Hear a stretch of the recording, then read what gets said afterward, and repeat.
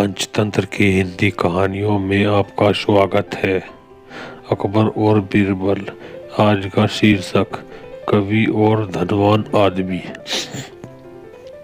एक दिन एक कवि किसी धनी आदमी से मिलने गया और उसे कई सुंदर कविताएं इस उम्मीद के साथ सुनाई कि शायद वह धनवान खुश होकर कुछ इनाम जरूर देगा।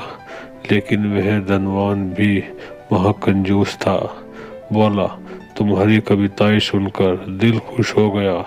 तुम कल फिर आना, मैं तुम्हें खुश कर दूंगा। कल शायद अच्छा इनाम मिलेगा। ऐसी कल्पना करते हुए वह कवि घर पहुंचा और सो गया। अगले दिन वह फिर उस धनवान की हवेली में जा पहुंचा।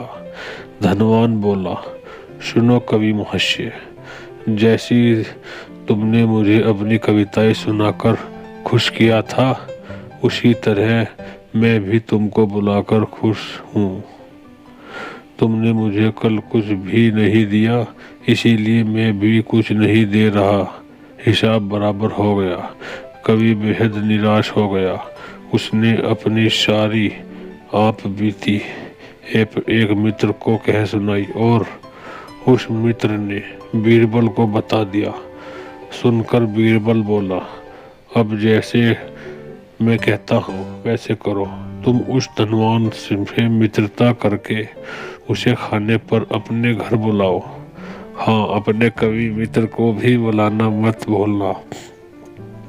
मैं तो खैर वहाँ मौजूद रहूँगा ही। कुछ दिन बाद बीरबल की योजना अनुसार कवि के मित्र ने घर दोपहर को भोजन का कार्यक्रम तय हो गया। नियत समय पर वह धनवान भी आ पहुंचा। उस समय बीरबल, कवि और कुछ अन्य मित्र बातचीत में मशगूल थे। समय गुजरता जा रहा था, लेकिन खाने पीने का कहीं कोई नामो निशान न था।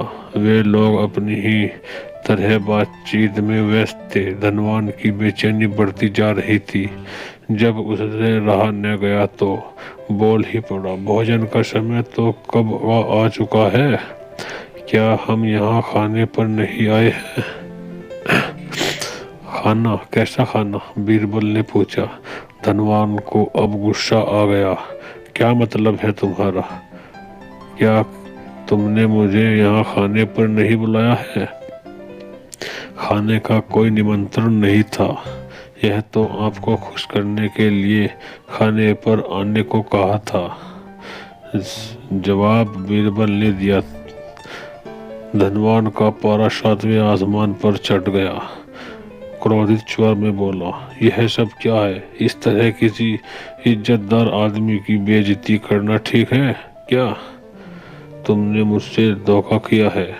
अब बीरबल हंसता हुआ बोला, यदि मैं कहूँ कि इसमें कुछ भी गलत नहीं है तो तुमने इस कवि से यही कहकर धोखा किया था ना कि कल आना।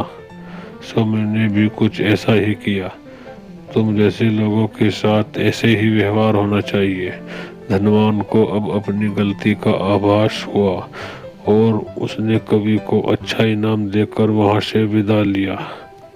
वहां मौजूद सभी बीरबल को प्रशंसा भरी नजरों से देख रहे थे।